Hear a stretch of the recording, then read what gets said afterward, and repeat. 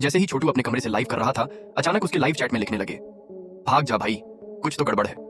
छोटू को लगा मजाक कर रहे हैं, लेकिन कुछ ही सेकंड में उसे जमीन हिलती हुई महसूस हुई। तब वह हैरानी से बालकनी पर देखने गया, लेकिन जो उसने देखा उससे उसके होश उड़ गए।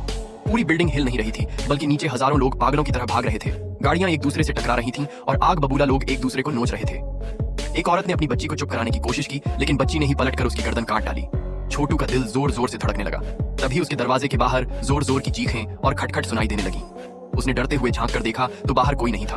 उसने सोचा शायद कोई मजाक कर रहा है, लेकिन जैसे ही उसने दरवाजा खोला, एक आदमी दरवाजे की दरार से घुस आया। वो उसका पड़ोसी ही था और बोला, भाई टॉयलेट खराब हो गया, बस 2 मिनट की बात है। छोटू ने डरते हुए इजाजत दी, लेकिन तभी टीवी पर ब्रेकिंग न्यूज आई। एक खतरनाक वायरस पूरी दुनिया में फैल गया है। जो भी इससे संक्रमित हुआ वो सीधे ज़ॉम्बी बन जाता है, और जिसे काटता है वो भी 3 मिनट में ज़ॉम्बी बन जाता है। छोटू का दिल धक से रह गया। उसे याद आया पड़ोसी की गर्दन पर खून था। उसने तुरंत डर से फल काटने वाला चाकू निकाला और पड़ोसी से बोला, बस हो गया, अब निकलो। लेकिन तभी उस पड़ोसी की आंखें लाल हो गईं और उसका शरीर 3 जगह से मुड़ने लगा। छोटू ने किसी तरह उसे पकड़कर दरवाजे से बाहर धक्का दिया और दरवाजा बंद कर लिया। लेकिन जो शोरगुल हुआ उसने आसपास के ज़ॉम्बी को भी खींच लिया। पड़ोसी को वहीं एक ज़ॉम्बी ने 3 टुकड़ों में तोड़ दिया।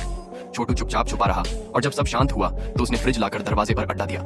थोड़ी देर बाद उसने अपने मम्मी पापा को कॉल करना शुरू किया, लेकिन कोई जवाब नहीं मिला। 1 घंटे बाद माँ का मैसेज आया, हम ठीक हैं, फोन साइलेंट है ताकि ज़ॉम्बी को आवाज ना सुनाई दे। छोटू ने खाना बचाकर रखना शुरू किया। एक दिन का खाना उसने 14 हिस्सों में बांट दिया। दूसरे दिन उसने ड्रोन से बाहर का हाल देखने की कोशिश की, लेकिन हर जगह सिर्फ ज़ॉम्बी थे। अगले पार्ट के लिए हम सब्सक्राइब करें ना भूलें।